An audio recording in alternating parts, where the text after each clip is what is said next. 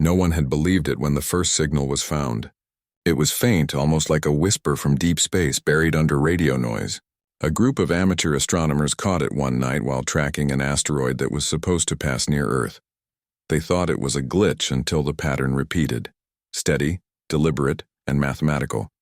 It was not random. Within hours, the story spread across forums and online channels.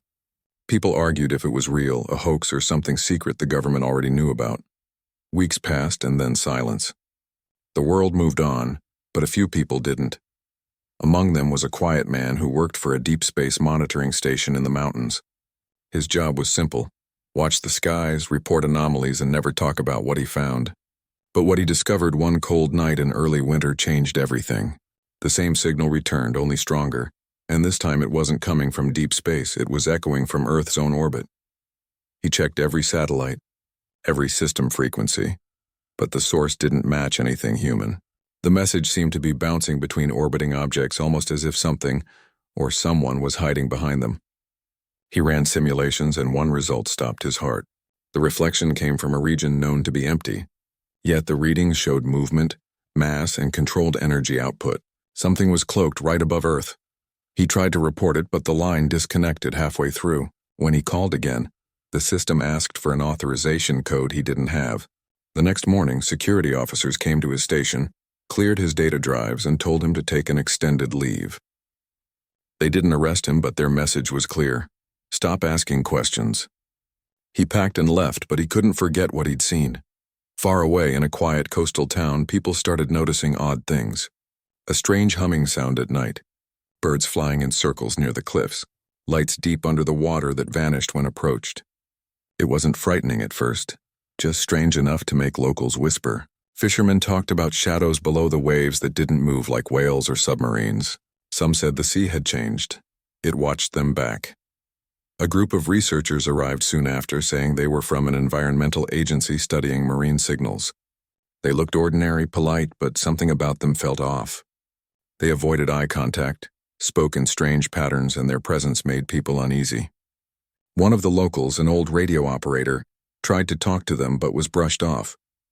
Later that night, his radio caught that same coded signal the astronomers once heard. He recorded it and shared it with a few friends online, claiming it was proof of something hiding near Earth. The video went viral overnight. People dissected every tone, every frequency. Conspiracy theories exploded. Some said it was alien, others said it was a secret government project. But buried in all the noise, one short clip stood out. A voice, distorted and mechanical, spoke in English only once. "Earth is forbidden." The phrase sent chills across social media. Comment sections filled with panic, jokes, and disbelief. Major news outlets ignored it at first, but within days, more recordings surfaced from different parts of the world. Each carried the same pulse, the same frequency, and the same phrase repeated in various human languages. It was no longer just a rumor. Something or someone was broadcasting a warning. Government stayed quiet. When asked, official spokespeople dismissed the recordings as internet hoaxes. But behind closed doors, teams of scientists, linguists, and defense experts worked day and night to trace the origin. They found nothing. Every attempt led to dead ends or impossible results. Whatever was transmitting knew how to stay hidden. In secret, an old alliance of human nations, long disbanded after global reforms, reconnected under a private channel. They called themselves the Silent Network. Their mission: find out who issued the warning and why Earth had been marked as forbidden. The members were not politicians, but scientists, engineers, and veterans who had once served in classified programs. They believed humanity had already made contact years ago, but the truth had been buried under layers of misinformation. One of the members, a linguist specializing in ancient codes, found something unsettling. The structure of the signal resembled scripts found in artifacts recovered from ancient ruins. Civilizations separated by oceans had drawn the same circular patterns, the same ones hidden inside the signal's pulse. It suggested a contact that stretched far into humanity's past. The warning wasn't new. It had simply returned.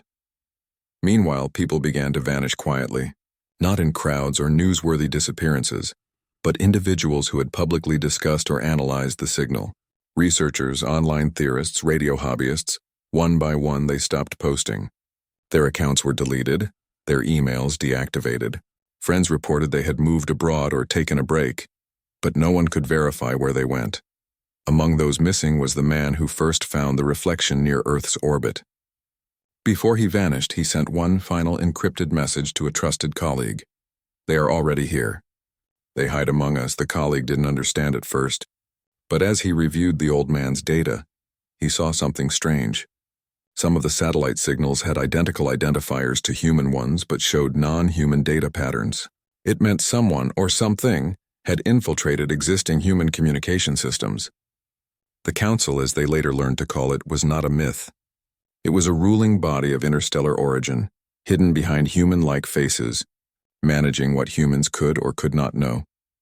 Rumors spread that these observers had lived among people for decades, shaping events silently. Their goal wasn't conquest but containment. Humanity, they believed, was too unpredictable, too emotional, too dangerous. The phrase "Earth is forbidden" wasn't meant as a punishment. It was a rule to others: stay away from humans. But something had changed. The Council's hidden agents, the ones who enforced silence, were failing to contain the truth. Too many humans had seen the signs. Too many recordings had spread. The balance was breaking. And when humans are told they're forbidden, their instinct is to resist. The silent network decided to send their own message. Using deep space arrays once designed for asteroid tracking, they encoded a reply, not of submission but of defiance. The message was short, direct, and unmistakably human. "This is our world. Leave it alone." No one knew if the signal reached anyone. Days turned into weeks. The world waited, tense but curious. Then, without warning, every communication satellite on Earth flickered at the same second. For exactly 7 minutes, global transmissions went silent. When they returned, a single text appeared on scientific monitoring systems worldwide. Final warning issued. It wasn't clear who sent it. Governments denied receiving anything. The public thought it was another viral stunt. But those who had seen the real data understood. The Council had heard humanity's reply, and it wasn't pleased. In a small observatory near the mountains, the colleague who had kept the first man's notes stared at the night sky. The stars looked the same, calm and distant, but he knew they were watching. He whispered quietly to himself, not in fear but determination. Humanity had been warned, but this time it would not bow down. Outside, far beyond the visible horizon, something stirred in orbit. Cloaked shapes moved against the dark, shifting positions as if adjusting for a coming event. The transmission had triggered a response, one that neither governments nor secret councils could control. For the first time in centuries, humans and their unseen watchers stood on the edge of open acknowledgement. The phrase, "Earth is forbidden," was never meant to be heard by those who lived on it. But now that it had been, the silence between stars would never sound the same again. Humanity had seen through the veil. And somewhere deep in those shadows above the planet, the Council's hidden agents knew. The final warning would not end in words. After the global silence that lasted 7 minutes, the world did not go back to normal. It looked the same on the surface. People went to work, children went to school, news anchors smiled at cameras, but something deep inside humanity had changed. There was a quiet tension everywhere, like the air before a storm. Everyone felt it, even if they could not explain why. Scientists across the world stayed awake for nights trying to decode what had really happened during the blackout. The official explanation said it was a global synchronization fault, a rare glitch in satellite systems. But the experts knew that was impossible. Satellites built by different companies, in different orbits, across separate countries could not all fail at the same moment unless someone made it happen. The few members of the silent network who were still in contact held a secret meeting in an underground research facility. It wasn't a bunker, just an old data storage site that had been converted into a lab. The air smelled of metal and dust, and screens glowed with lines of decoded transmissions. They replayed the moment the blackout ended and the phrase "final warning issued" appeared. The words were not random. The frequency behind them carried a secondary code. After hours of analysis, they realized it wasn't a threat. It was a set of coordinates. The coordinates pointed to a remote area in the southern hemisphere, a stretch of barren land where no major city existed. Desert, wind, and stone. Some thought it was a trap, but others said it might be a message location, a point where the Council expected a response. Humans were never good at ignoring challenges, and the silent network decided to investigate. A small group was chosen to travel there under the cover of a geological survey. They carried regular equipment: drones, ground scanners, weather sensors, but hidden among the tools was a compact receiver designed to trace the unknown frequency. The trip took days. As they reached the location, something strange happened.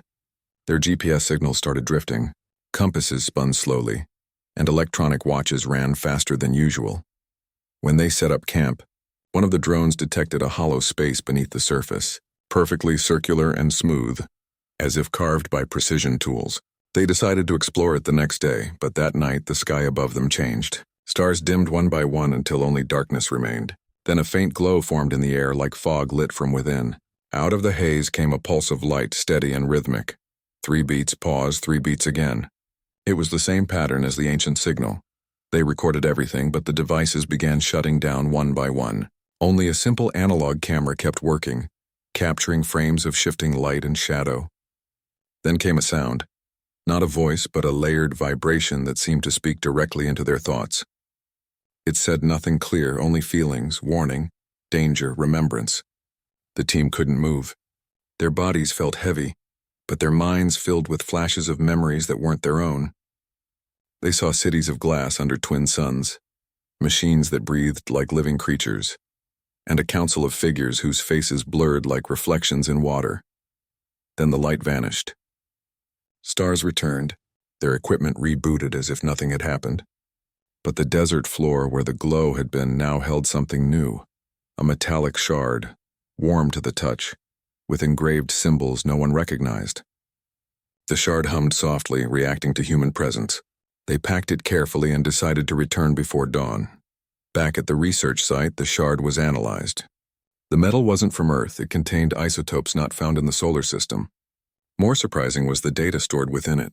The patterns translated into a kind of visual language showing a timeline.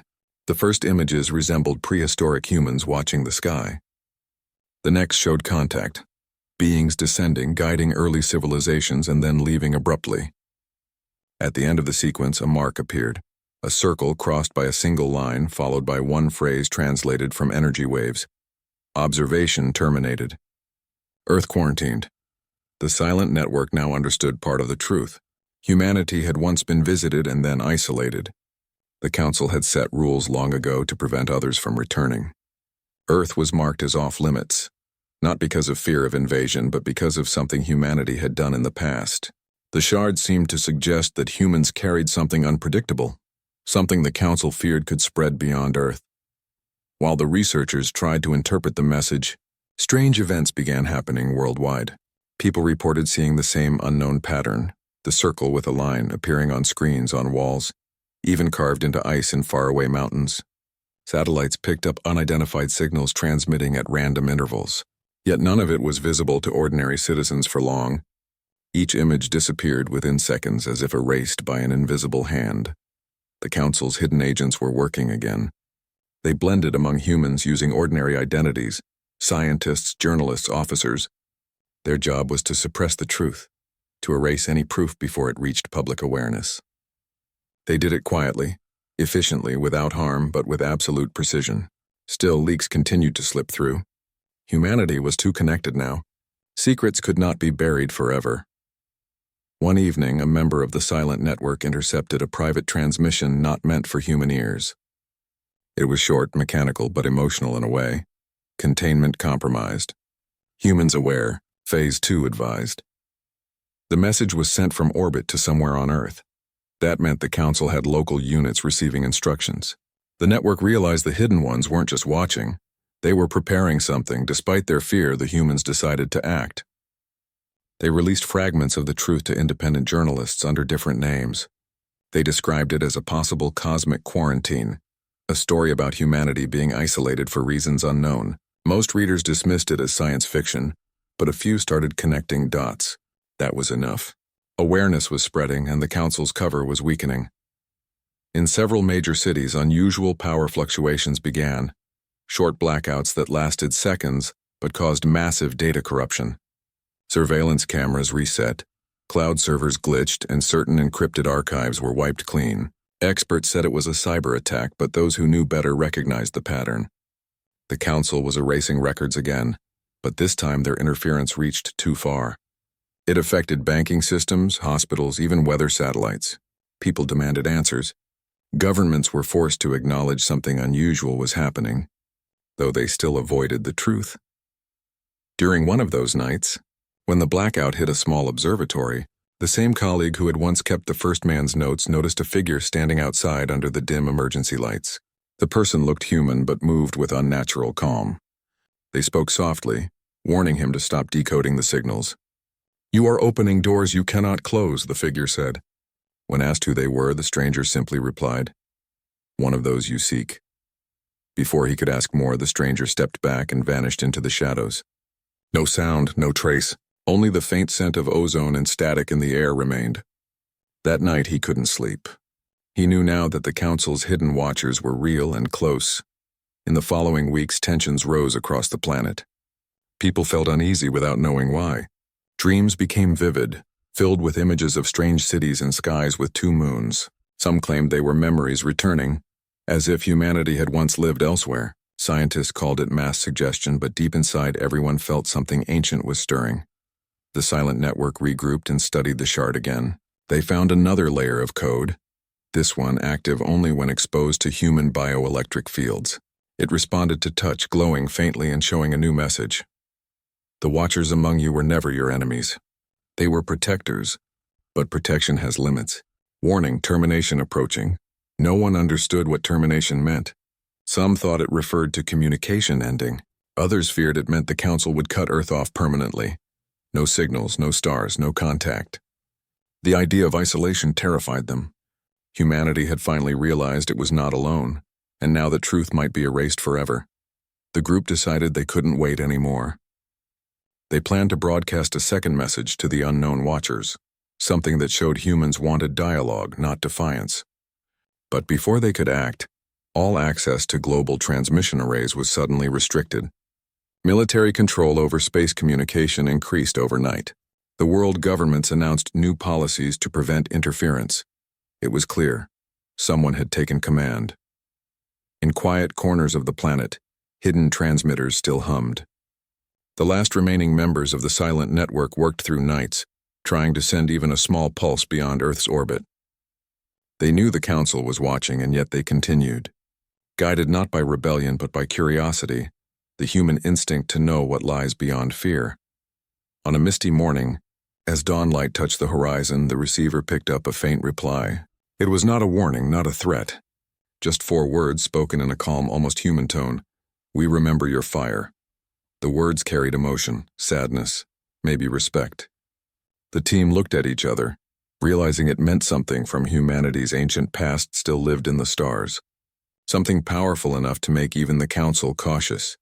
As the sun rose, one of them whispered what everyone felt but couldn't say out loud. "If they remember our fire, it means we..." The words "we remember your fire" stayed on the screen long after the signal faded. None of them spoke for several minutes. It felt like the air itself was listening, waiting for their reaction. Those 4 words carried weight, a message from something ancient, something that remembered humanity not as it was now, but as it had been long ago. The man closest to the monitor slowly reached out and replayed the recording. The voice was calm, emotionless, but the tone had a strange warmth in it, almost regret. The message repeated once before cutting out completely. The signal never came again, no matter how many times they tried to reconnect. Over the next few days, they worked non-stop, comparing the new message to the previous transmissions.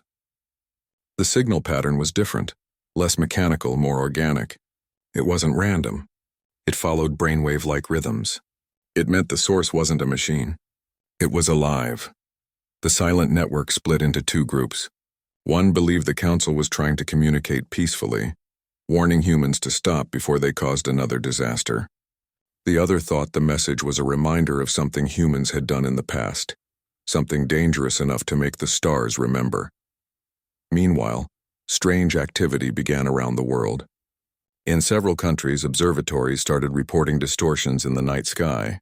Small circular zones where light seemed to bend unnaturally. Telescopes caught flickering silhouettes, structures floating far beyond the atmosphere. They weren't meteors or satellites. They held position, silent, watching. Governments released no official statement, but in secret, world leaders held emergency conferences. Military radars confirmed unidentified masses in near orbit, invisible to normal instruments but traceable through gravitational anomalies. Someone or something had returned. The people of Earth didn't know this yet. They were busy with their daily lives, but deep inside, many felt the shift. Dreams grew strange again. Some saw glowing symbols in their sleep. Others woke up remembering cities that never existed. There were even children who drew star maps no one had ever shown them. Psychologists called it mass imagination, but a few quiet researchers whispered that maybe humanity's memory was waking up. At the underground site, one of the members noticed something strange about the metallic shard they had found earlier. The glow inside it was fading. When they touched it, it no longer reacted like before. It pulsed weakly as if it was losing power. They feared the connection was closing. Late that night, the group decided to risk a final experiment. They placed the shard inside an old communication array and amplified its resonance. For hours, nothing happened. Then the screens flashed white and the entire system rebooted. A new signal came through. Not sound this time, but images. They saw Earth from above, covered in glowing lines of light stretching across continents. Then came a view of the moon, surrounded by faint circular objects perfectly spaced like a barrier. Finally, an ancient image appeared. A group of human-like beings standing under twin suns holding glowing symbols in their hands. At the bottom of the screen, a translation appeared. The fire was knowledge. It spread beyond control. Everyone stared in silence. The message suggested that long ago, humanity, or something related to it, had reached a level of power that frightened others. The fire wasn't destruction. It was the spark of intelligence, of creativity, of chaos and beauty mixed together. The council had remembered that. Before they could process more, the power suddenly cut out. All screens went dark. Outside, the air felt charged, heavy with static. When the backup lights flickered on, they realized the shard was gone. It hadn't been stolen. It had simply vanished. For the next few days, communication systems around the world became unstable again. Short bursts of coded light appeared in the sky, visible for seconds before vanishing. Airplanes reported strange interference at high altitude. Space agencies went silent. Then one day the world woke up to find every satellite briefly offline again, for exactly 3 minutes. When they came back, something was different. Hidden within the broadcast systems was a file that no one claimed responsibility for. It contained a simple image: Earth surrounded by 12 glowing circles, each marked with the same line symbol. Underneath was one short message in hundreds of languages: containment begins again. The world went into quiet panic. News outlets covered the strange digital artwork, calling it a cyber hoax. Experts debated for days, but those who had seen the earlier messages knew the truth. The council was reactivating the quarantine. Humanity was being sealed off again. The silent network moved quickly. They destroyed their old site and scattered to avoid detection. Some went into hiding. Others traveled to remote regions where communication was weak. They believed the council could no longer erase everything, but might still suppress those who came too close. In a small mountain village, one of them kept listening through an analog radio, scanning the air for any trace of the original signal. Late one night, when the world was asleep, he heard it again. A soft pulse, faint and rhythmic. But this time it wasn't a warning. It was coordinates whispered in coded tones. He recognized the location instantly. It was near a deep trench in the Pacific Ocean, an area long restricted by governments. He copied the data and sent it to the others. They knew it could be dangerous, but it might also hold answers. They gathered resources quietly, pretending to be ocean researchers, and arranged for a deep-sea expedition. The journey took weeks. When their small vessel finally reached the coordinates, the ocean around them was unnaturally calm. The water reflected the sky like glass. They lowered their instruments, and immediately, the readings went wild. Energy spikes, unlike anything on record, appeared just below them. Through the deep scanners, they saw a vast circular structure embedded in the seabed, glowing faintly with blue light. It was enormous, larger than any known human construction. Symbols identical to those on the shard ran across its surface. The team realized they had found something ancient, something built long before recorded history. They sent down a small probe, but as soon as it reached the structure, Its cameras failed. Only one short frame was transmitted before the connection broke. A glimpse of a doorway opening, releasing a ripple of light. Then everything went dark. For a moment, even the ship's engines went silent. The crew stared at the monitors, waiting. Then the lights came back and the sea began to stir. From the depths, a single column of glowing water rose, reaching toward the surface. It wasn't natural. It was controlled, precise. As it touched the ship, the instruments overloaded again, but one word appeared briefly on the central screen. Remember. The light vanished, and the sea returned to calm. The structure below dimmed completely. The crew sat in silence, shaken but unharmed. When they returned to shore, the data they carried was mostly corrupted. But one short audio clip survived, the sound of a heartbeat steady and strong layered beneath ocean waves. Back on land, rumors began to spread. Fishermen along the coast reported strange lights beneath the water at night. Some said they saw reflections that looked like human faces, fading as soon as they were noticed. The government closed the nearby waters, calling it a seismic precaution. But the silent network knew better. Something had awakened beneath the sea, something connected to the Council's memory of fire. Meanwhile, humanity continued its restless life. Cities buzzed, screens glowed, and people scrolled through endless information, unaware that just beneath their world, ancient systems were shifting again. The Council's watchers among them remained quiet, but even they seemed uncertain now. For the first time, they looked uneasy. One of the watchers, a figure who had lived quietly for decades, stood on a rooftop overlooking a crowded city. He gazed at the horizon where the sun met the ocean. He had seen civilizations rise and fall, had followed the Council's orders without question. But now he felt something new, a faint pull like a memory not his own. He whispered softly, "The fire is returning." He turned away and disappeared into the crowd, leaving behind a small device that blinked with faint light. Hours later, it transmitted a single pulse to orbit. Far above Earth, where invisible stations drifted unseen, the Council's systems detected the pulse. A silent alarm spread through the network of hidden watchers. The message was clear. Something had broken the containment. For the first time in centuries, humanity was not just being watched. It was being tested. The Council wanted to know if the spark that once terrified them still burned inside humankind. And as storms began to gather over the oceans, lightning flashing brighter than before, the answer seemed closer than ever. The forbidden planet was waking up, and in that awakening, both humans and their watchers were about to face the truth that had been buried for ages. The storm that followed the ocean incident lasted for almost 2 weeks. It wasn't just a natural storm. It carried something strange within it. Lightning struck in perfect rhythm, forming straight lines across the sky. Some said it looked like coded signals written in thunder. Governments tried to calm the public, calling it a rare weather anomaly. But deep down, many felt that something more was happening. Those who had seen the undersea structure couldn't forget what they had witnessed. The glowing water, the word remember, the sudden silence. It stayed with them like a scar. They shared their findings quietly with other members of the silent network. Every bit of evidence pointed to one conclusion. The Council's hidden system beneath the ocean had awakened. It was no longer dormant. At the same time, strange behaviors started appearing among people all over the world. It began small, unexplainable déjà vu dreams that felt too real, flashes of memory about things that never happened. Some felt drawn to certain places, old ruins, deep forests, ancient stone circles, without understanding why.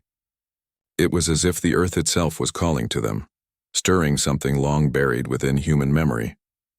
In cities, technology started acting differently. Some devices glitched, but not randomly. They displayed unknown symbols before shutting down. Phones caught quick flashes of light as if trying to record something invisible. A few users even claimed their screens showed short messages for a split second. "You are waking up." The silent network grew cautious. They no longer communicated through the internet. It was too easily watched. Instead, they used radio waves, old wires, and even handwritten notes passed by trusted hands. The message they all agreed upon was simple. Something ancient inside humanity is reactivating. They didn't know if that was good or bad. One evening, in a quiet underground station, a small group gathered to analyze new data collected from orbit. The Watchers' cloaked crafts had multiplied. 12 were confirmed, arranged evenly around the planet like points on an invisible circle. Each emitted faint energy pulses toward Earth, forming a pattern no one could decode. Some scientists believed it was a containment field. Others thought it was a warning barrier, to keep something from getting out. During the meeting, an unexpected signal cut through their communication channel. It wasn't from space, it came from inside the planet's magnetic field. It repeated 3 words over and over in different frequencies, in thousands of voices overlapping as one. Do not interfere. The power flickered. For a few seconds, all lights dimmed and a low hum filled the air. The group froze. Everyone felt a strange vibration inside their chest, as if the message wasn't just heard but felt. When the lights returned, one of the computers displayed an unreadable line of code. After decoding, it revealed a chilling sentence. They are not all ours. No one understood at first, but the more they discussed it, the more terrifying it became. It meant that not all the hidden watchers were loyal to the Council. Some of them had turned, or perhaps remembered something the Council wanted to keep forgotten. A day later, another incident shook the planet. A massive energy burst came from the Pacific Ocean, right above the trench where the ancient structure rested. It wasn't visible to the naked eye, but satellites recorded it, a column of light shooting briefly into the upper atmosphere before vanishing. Within hours, small earthquakes followed in different regions, as if a chain reaction had begun. News outlets reported it as geological instability, but people who lived near coastal areas swore they saw lights moving under the waves, long, smooth shadows gliding with purpose. Fishermen refused to go out to sea. The air smelled of static and compasses spun for hours. Back at one of the hidden bases, the silent network received another fragment from the old analog radios. It was a partial transmission, half broken, but a voice could be heard saying, "The forbidden has risen. Choose your side." The voice wasn't human, yet it carried something familiar, emotion, maybe fear. The group looked at each other, unsure what it meant. Some believed it was a warning from the defected watchers, urging humanity to prepare. Others thought it meant something had escaped the Council's control. The next day, reports started coming from different parts of the world. People had seen strange auroras, light waves glowing in the sky even during daylight. In some regions, radio stations picked up whispers hidden beneath regular broadcasts. It wasn't in any known language, yet listeners described it as peaceful and calm. Children seemed especially sensitive to it. Many of them began sketching the same symbol, a circle crossed by a line without ever being shown it. Scientists tried to explain it as coincidence. But deep within the network, the group knew this was a message spreading in ways the Council couldn't stop. Humanity was remembering again. In the middle of all this chaos, one of the watchers, the same who had once warned the scientists to stop, appeared again. This time he wasn't alone. A second figure stood beside him, different in aura, quieter but visibly unsettled. They met secretly with a member of the network under the cover of a power outage in the city. The watchers spoke carefully. They said the Council was divided. Some believed humans should remain isolated forever. Others believed the truth should finally be restored. According to them, the deep structure in the ocean wasn't built by the Council at all. It was made by humans. Thousands of years before recorded history, when humanity's first civilization reached the stars, the Council hadn't created the quarantine to protect humans. It had done it to protect the rest of the galaxy from humans. Humanity had once burned too bright, too fast, and something terrible had followed. The Watchers didn't say what it was, only that the memory of that time had been erased from human minds for their own safety. But now, with the reactivation of the ocean structure, those memories were returning. The meeting ended quickly. Before leaving, the first Watcher looked back and said softly, "When you remember what you were, the stars will come again, but not all will come in peace." Then they disappeared, leaving behind a faint shimmer in the air. The network member stood there, shaken. If that was true, then humanity wasn't just rediscovering the truth, it was reawakening its old self.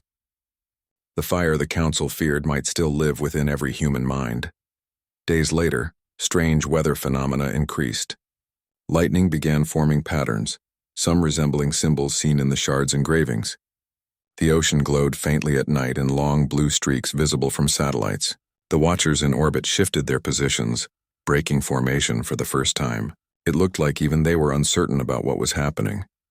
Then something extraordinary occurred. In several parts of the world, people reported hearing a low, steady hum coming from the ground. Instruments recorded a resonance spreading through the Earth's crust, subtle but consistent. It was like the planet itself was awakening. The silent network finally connected the dots. The energy from the deep sea structure wasn't spreading randomly. It was awakening ancient systems buried beneath continents. Places where humans had once built great power centers long forgotten by history. The Council's barrier wasn't to keep humans in, it was to keep those systems asleep. But now, they were stirring. In the final hours before dawn one morning, the last surviving radio link of the network received one last message from the ocean. A calm, almost human voice spoke softly. "The fire is not destruction. It is creation. Remember who you are." After that, the connection ended permanently. The following days were quiet. The storms cleared, skies turned clear again, and for a while it seemed like everything had returned to normal. But deep down, everyone could feel the difference. Something inside humanity had shifted forever. Across the world, a quiet movement began. People gathering, studying the old symbols, sharing memories of visions they couldn't explain. None of them spoke of rebellion or power. They simply felt connected, as if humanity had woken from a long dream. Far above, the watchers observed in silence. For the first time, they didn't interfere. Even the Council's communication systems remained still, as if waiting. And somewhere deep under the ocean, the great circular structure pulsed once, slowly, softly, like a heartbeat. The Earth was alive, aware, and remembering. The warning had been given, the silence broken. The Council knew the next move would not come from them. It would come from humanity. The forbidden world had begun to stir, and every watcher, every signal, every hidden presence among humans understood one truth. The fire they had tried to contain was never gone. It had only been sleeping, waiting for the right moment to rise again. That moment was near. The world had changed quietly, without explosions or war. There was no announcement, no broadcast, no breaking news. But deep inside, humanity had crossed a line that could never be uncrossed. Something old had awakened in the human heart. Not anger, but awareness. People began to feel things they couldn't explain. Some started hearing faint whispers when standing near the sea. Others dreamed of places they had never seen. Landscapes filled with tall glass towers, red skies, and twin moons. Artists painted images of cities no one had ever built. Children spoke of stars that had names unknown to any astronomer. The memories of an ancient age were bleeding into the present. At first, it was small things, symbols carved in stone suddenly glowing for a few seconds, or old satellites activating on their own. But then came the pulse. It happened one evening when the sun was setting across the Pacific. Every compass on Earth shifted slightly, pointing toward a single location in the deep ocean trench. The pulse wasn't visible to the eye, but those who were sensitive felt it like a breath beneath their feet. It was calm, almost soothing, but powerful enough to be detected by every observatory on the planet. Governments panicked. The Council, hidden behind their digital masks and distant satellites, tried to restore control. They sent silent signals to their agents among humans, the hidden watchers, the ones who had been placed long ago. But something was wrong this time. The watchers didn't respond as expected. Some had gone silent. Others had begun to question their orders. A few even disappeared completely, their locations lost. The Council was no longer certain of their loyalty. Meanwhile, the silent network had grown larger than anyone ever planned. People from all over the world, scientists, teachers, farmers, even ordinary workers, had joined quietly, sharing signs, decoding signals, connecting ancient symbols to modern data. It was no longer a secret rebellion. It was a global awakening happening softly, like dawn. One night, a small team from the network met in an abandoned observatory on a mountain. The air was cold and the stars burned brighter than usual. They brought an old radio receiver, one that could catch frequencies no modern device could reach. As they tuned it, a strange pattern appeared. A rhythm, not a sound, but a pulse repeating every 7 seconds. They realized it matched the rhythm of a heartbeat. Not human, larger, slower, but alive. The planet itself was breathing again. They began recording the signals and soon discovered something astonishing. Hidden in the rhythm was a message. It wasn't in words, but in patterns. The same symbol that had been appearing in drawings and dreams, a circle crossed by a line. When translated through ancient coding sequences, it formed a simple statement: "Do not fear your origin." That night, the team watched as the stars flickered strangely. One of them whispered that something beyond the solar system was watching back. The next day, a quiet panic spread through the upper governments. The Council's core communication grid went down unexpectedly for 6 minutes. When it returned, the system displayed one message in every language at once: "The Guardians are divided. Humanity must choose its path." No one knew who sent it: the humans, the Watchers, or something else entirely. But the Council's fear was obvious. They began recalling their agents, trying to erase all evidence of interference. They feared that if humans fully remembered who they were, their control would end. But it was already too late.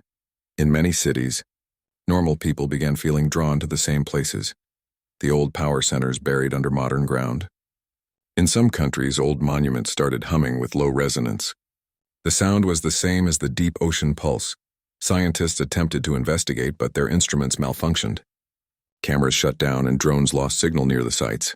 However, witnesses said they saw light rising from the earth like mist, moving upward as if it had intelligence. The light didn't harm anyone. It only illuminated the sky briefly before vanishing. People began calling it the rising light. Media tried to cover it as natural ionization or electromagnetic anomalies, but deep inside, everyone knew it was something else. The earth was responding. In a secret part of the world, the remaining Watchers who had broken from the Council gathered. They weren't human, but they looked human now, tired, uncertain, and afraid. They had seen what the Council had done for centuries: silence, control, manipulation. They confessed to the silent network that they were never meant to be enemies. Their mission was to ensure balance, but somewhere along the line, the Council turned it into domination. They spoke about an ancient agreement, one that was supposed to protect the galaxy from destruction. Long ago, humans had created something powerful, something that connected minds across time and space. It had the ability to shape reality itself through collective thought. That creation, once awakened, could either heal or destroy. The Council feared its return, and now it was returning. The Watchers explained that the glowing structures under the oceans were not weapons, but memory vaults, living archives of human consciousness from a forgotten era. When humanity began to rediscover emotion, unity, and awareness, those vaults started to open. The Council had tried to stop it by sending false signals, creating fear, and even planting assassins among humans to keep them divided. But the assassins were losing control too. They began to dream as well. Some even cried for the first time. The silent network listened quietly. The Watchers said there was one last plan. The Council was preparing a containment order. It meant they would isolate Earth completely, severing all dimensional links and ensuring humanity could never rejoin the stars. If that happened, the awakening would stop permanently. But the Watchers warned that there was still hope. The ancient systems under the planet were aligning again. Every 7 pulses, the energy rose higher. In time, it would reach a point of full resonance, a moment when Earth and humanity could break free of the containment. That moment was coming soon.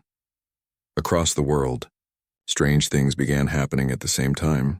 Rivers flowed backward for seconds. Birds flew in perfect spirals, and the night sky shimmered with faint geometric patterns. It was as if the whole planet was preparing for something. The network spread one message across old radio bands and forgotten satellite channels: "Stand together when the pulse returns." They didn't know what would happen, but they felt something powerful within their hearts, a pull toward unity. The Council, in desperation, began to speak openly for the first time in history. Their broadcast, hidden in government frequencies, declared that Earth had become unstable and that containment would begin. But their signal was interrupted mid-transmission. The same voice that had spoken from the ocean spoke again, calm and clear. "You have no authority here. The Guardians of Memory have returned." The message echoed around the world, reaching even those who didn't believe. Then came the 7th pulse. Every instrument on Earth detected it. A low, steady wave passing through air, land, and sea. It wasn't destructive. It was beautiful. The sky shimmered like liquid glass, and for a few minutes everything stood still. Machines stopped, animals paused, even the wind seemed to hold its breath. People everywhere felt it inside them: warmth, peace, clarity. They remembered things not from this lifetime: faces, stars, places that existed long ago. For a brief moment, humanity remembered it had once been more than it was told to be. When the pulse faded, silence followed. But it wasn't empty silence. It was the silence after truth, deep, full of meaning. The council could feel their control slipping. Their signals grew weak. The watchers who remained loyal to them began vanishing, their forms dissolving like smoke. In the shadows, the defected watchers smiled sadly. They knew the old world was ending, and a new one was about to rise. The silent network sent out one last transmission, written simply: "Earth is no longer forbidden. We remember." And that night, in the cold sky above, the orbiting crafts flickered one by one, then turned away from the planet. They didn't vanish. They simply moved aside, making space. For the first time in thousands of years, Earth stood unguarded, free and awake. But freedom always comes with a price. And as the quiet settled across the world, deep beneath the oceans, the ancient vaults began to open wider. The light inside was pure, but its power was immense. The next phase was about to begin. Humanity had remembered who they were. Now they had to decide what they would become. The morning after the seventh pulse, the world felt different. The air was clearer. The sky carried strange hues, faint glows that shimmered when the wind moved. Birds flew in quiet formations, and animals behaved calmly, as if something deep inside all living things understood what had happened. People woke up that day feeling lighter, but unsure why. Some thought it was just another sunrise, but others could sense the change within them, a deep calmness mixed with curiosity. Memories still lingered like soft whispers at the edge of thought, memories that didn't belong to this time. The silent network gathered again, though now it was no longer hidden. Across countries and continents, groups formed naturally, people sharing what they had felt during the pulse, describing visions of cities among the stars, of humans walking side by side with beings from other worlds, not as enemies but as equals. It was clear now, the Council's story had been a lie. Humans were never a danger to the galaxy. They had once been its builders, its explorers, its dreamers. But when their creations grew too powerful, fear had spread. The Council had sealed Earth away, erased its memory, and set watchers to keep the truth buried. Now that truth was surfacing again, governments tried to respond but couldn't keep up. Communication systems were flooded with reports of strange events, fields of glowing light rising from underground, people hearing melodies carried by the wind, and ancient structures suddenly becoming active again. It wasn't chaos. It was awakening. The watchers who had turned against the Council came out of hiding. They didn't bring weapons or demands. They came with warnings. They said the Council's final attempt to contain Earth was already in motion, a barrier of pure energy being formed from deep space, stretching across the solar system. Once complete, it would trap Earth forever in silence. The humans listened. They didn't have fleets or advanced technology to fight with, but something stronger had returned to them: unity. Across the world, people gathered on mountains, by rivers, in deserts, and even in cities, focusing their minds on one shared thought: we are not forbidden. We belong. At first it seemed foolish, but then something began to happen. The ground vibrated, soft at first, then stronger. The same hum that had come from the ocean before now echoed across the planet. Lights flickered not in fear, but in rhythm. The pulse had returned, slower, deeper, filled with intention. Every watcher in orbit saw it. The entire planet glowed faintly blue, its magnetic field expanding outward like wings. Instruments aboard the Council's satellites began to fail.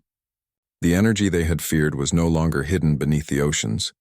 It was rising through every living being.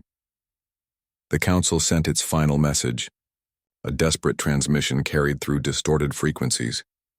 You do not understand what you awaken. It will destroy you.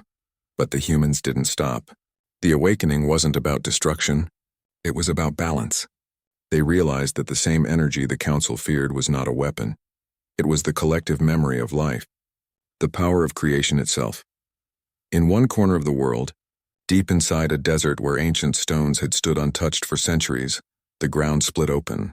From within rose a structure that had been buried since before recorded time. Vast, circular, and alive.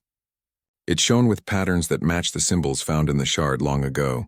Scientists rushed to study it, but their tools were useless. The structure pulsed gently, and when people approached, it responded to their heartbeat. It recognized them. It was human-made, a living archive of Earth's true history. As people touched it, memories poured into their minds, visions of humanity before the fall. They saw their ancestors walking among stars, building cities of light, exploring with peace, not conquest. They saw how the Council had once been allies until fear divided them. And they saw how the first humans had chosen to hide their knowledge, leaving behind these memory vaults as gifts for the future generation, for the day when humanity would be ready again. That day had come. While the Council tried to complete the containment barrier, the humans began to activate these vaults around the world. From the Andes to the Himalayas, from the Pacific Trench to the frozen lands of the north, the same light rose again, each pulse synchronized with the others, forming a network, not of machines, but of consciousness. The watchers who stood by humanity could feel it too. Some wept quietly as they looked at the earth glowing in the void, realizing that they had been guarding a miracle, not a threat. Then came the final pulse. The eighth one, unexpected. It wasn't like the others. It was louder, deeper, and infinite. Every ocean wave stilled. Every tree stopped moving. The stars above flickered. For a few moments, the universe seemed to pause. And then it happened. The containment field the Council had been building shattered before it could close. Its energy scattered into harmless light, dissolving across space like dust in wind. The Council's ships pulled back, silent and powerless. They couldn't interfere anymore. From Earth, bright lines of light reached upward into the sky, not weapons but bridges. The planet had reconnected with the rest of existence. Humanity was no longer hidden. People all over the world felt tears on their faces without knowing why. They didn't just feel freedom. They felt memory, the truth of who they were and what they could become again. The silent network, once a secret group, became the first voice of the new Earth. They sent one simple message into space, broadcast through every frequency, every old satellite, and every dormant beacon. We remember. We are ready to return. The message echoed beyond the solar system, and somewhere far in the endless dark other civilizations heard it, some with curiosity, some with fear, and some with hope. The watchers who had stayed behind smiled faintly. They knew their mission was over. Humanity no longer needed guardians. In the months that followed, the lights in the oceans grew calmer, fading into the deep. The energy settled, merging quietly with nature. The sky returned to normal, but the world did not forget. People began building again, not with greed or conquest, but with respect. Small groups studying the ancient technology that had reawakened, learning from it without trying to control it. They called this time the remembering. There were no rulers, no council, no orders from above, only understanding. Humanity realized that power without awareness leads to fear, but awareness without fear leads to peace. In the silence of space, Earth shone with new life. Its glow was not threatening. It was a beacon, a signal to all that what had once been sealed could rise again, stronger, wiser, and kinder. The last remaining watchers left quietly, vanishing into light. Before they disappeared, one of them whispered, "The cycle has ended. The fire has found its balance." On that day, a quiet breeze swept across the oceans, carrying warmth instead of warning. The planet seemed to breathe deeply, alive and awake. Humanity had not only survived, it had remembered its true place among the stars. Years later, stories of the awakening would be told as legends, of the time when Earth was forbidden, when humanity was kept in silence, and how one day, the truth returned like dawn after a long night. No one knew if the Council still existed somewhere far away, but it didn't matter anymore. The people of Earth had learned the most important lesson of all, that real strength was never in domination or technology, but in unity, memory, and peace. And far beyond the stars, where darkness meets light, a faint echo of that message still travels through space. We remember who we are.